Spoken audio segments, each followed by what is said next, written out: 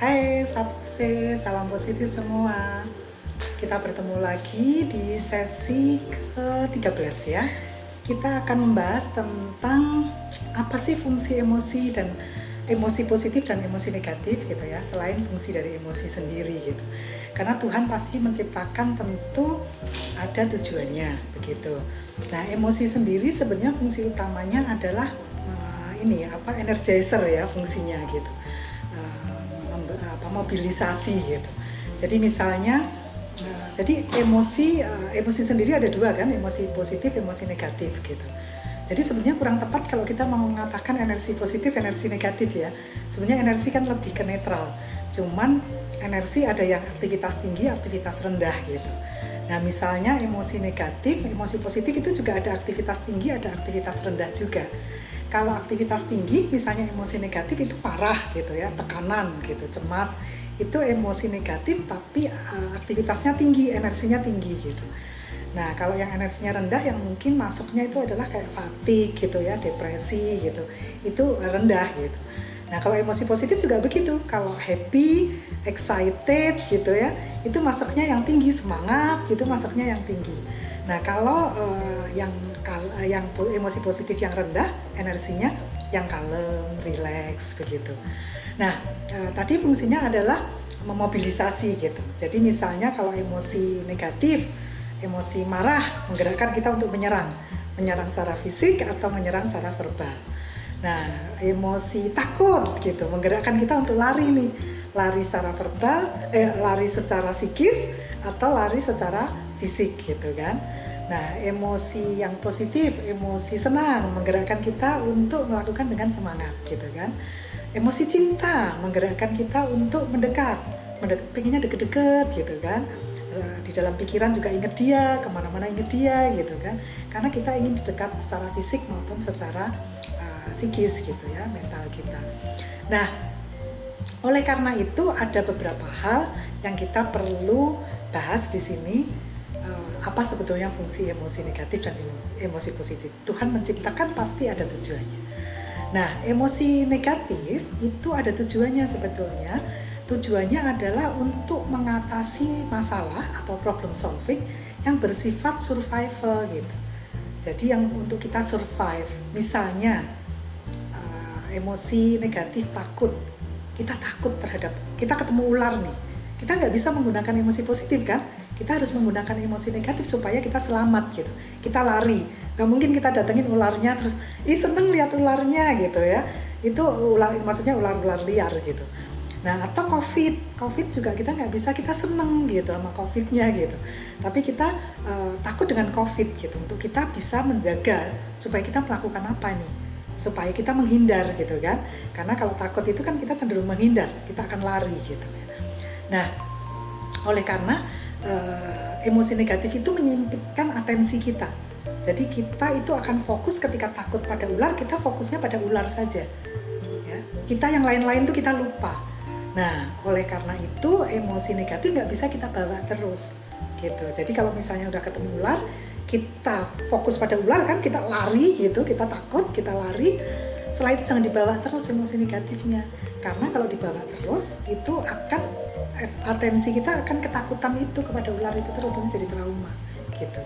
Jadi emosi negatif perlu kapan digunakan saat yang tepat gitu ya, yang tujuannya untuk survive. Jadi kalau emosi misalnya kita diserang oleh sesuatu, kita marah gitu ya atau apa itu yang bersifat survival. Artinya kalau itu sebenarnya tidak survival, sebetulnya tidak terlalu tepat digunakan gitu ya secara maksimal.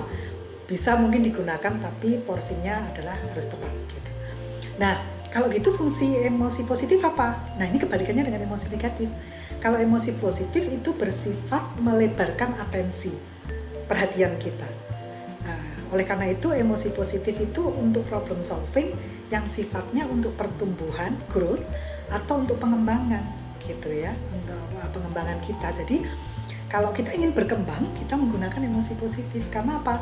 Atensi kita lebih luas. Terus kita bisa cari informasi dari mana, kita bisa dapat inspirasi dari mana, kita bisa berpikir kekuatan kita dan lain sebagainya. Nah, oleh karena itu Jadi kita perlu nih kapan menggunakan emosi negatif, kapan menggunakan emosi positif.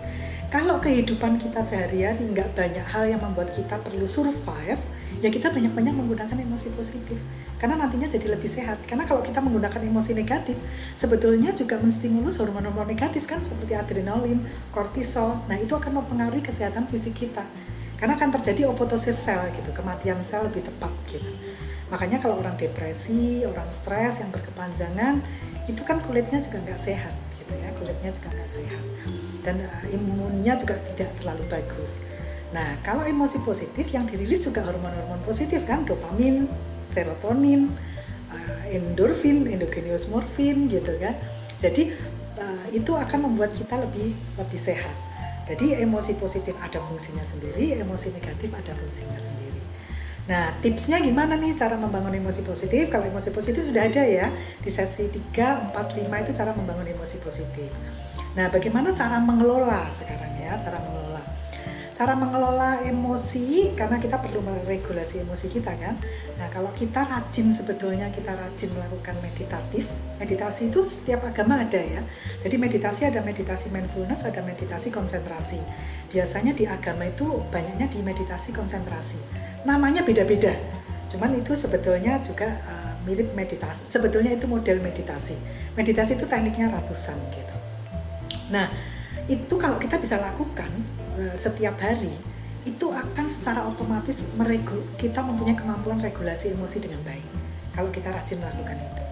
Kemudian apalagi ditambah mindful living di sesi berapa 3 kalau nggak salah, mindful living atau tafakur gitu ya, atau tafakur jalan. Tafakur jalan itu adalah ketika kita berjalan kita memaknai kehidupan kita secara positif.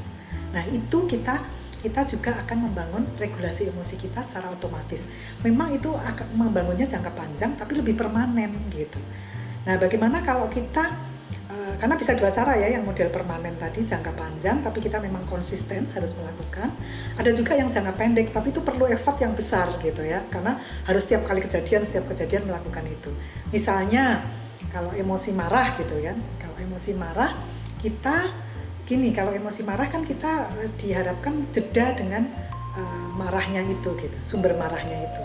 Nah kalau kita marah dengan seseorang yang ada di ruangan, kita menghindar dulu gitu ya, kita menghindar dulu. Nah menghindar itu bisa keluar ruangan atau mungkin kita bisa melihat hal yang lain dulu, tapi itu ada jedanya.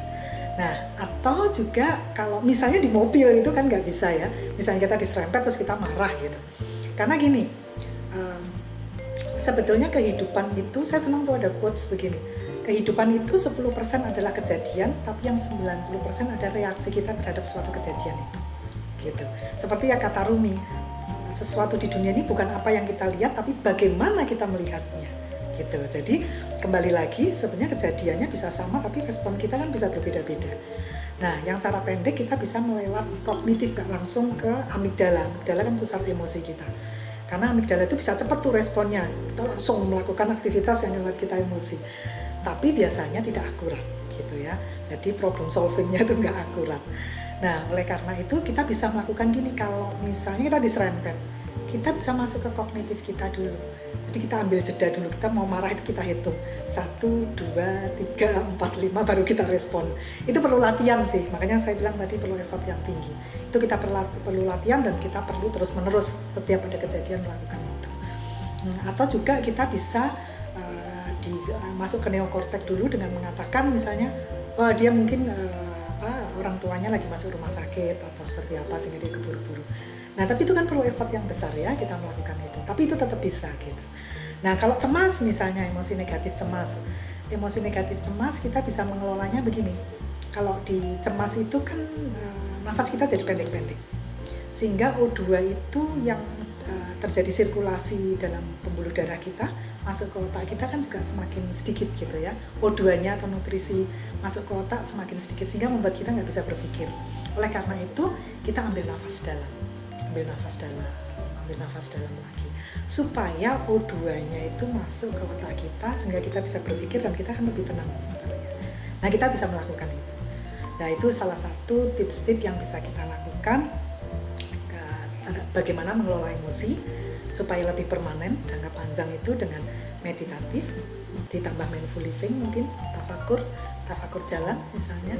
Terus juga kita bisa melakukan meditasi mantra gitu ya. Kalau di Islam itu mungkin dikir tapi dikir yang dikir lidah ya. Dikir lidah itu begini, itu yang level 2. Jadi mulutnya ditutup tapi lidahnya yang bergerak. Misalnya yang Maha Pengasih, Maha Penyayang gitu. Mulutnya ditutup, lidahnya yang bergerak. Itu membuat kita mindful. Nah, ketika mindful, sebetulnya kita masuk mindful, itu osilasi otak kita kan masuk di alfa. Nah, itu hormon yang dirilis adalah hormon-hormon positif. Gitu, itu membuat kita lebih sehat. Dan juga kan kalau kita banyak dirilis hormon-hormon positif kan kita juga lebih sehat ya. Baik, itu tips-tips kecil yang bisa dilakukan. Nanti mungkin masuk ke sesi-sesi berikutnya kita membahas lebih dalam lagi terkait dengan emosi, mungkin nanti terkait dengan manajemen stres atau yang lain gitu ya. Kita lanjutkan di sesi-sesi berikutnya. Semoga bermanfaat terkait dengan emosi negatif dan emosi positif, fungsinya dan kapan kita menggunakan dan bagaimana cara kita mengelola emosi kita. Ada cara yang jangka panjang supaya lebih permanen dan ada yang cara jangka pendek. Begitu. Terima kasih, semoga bermanfaat. Sapose, dah.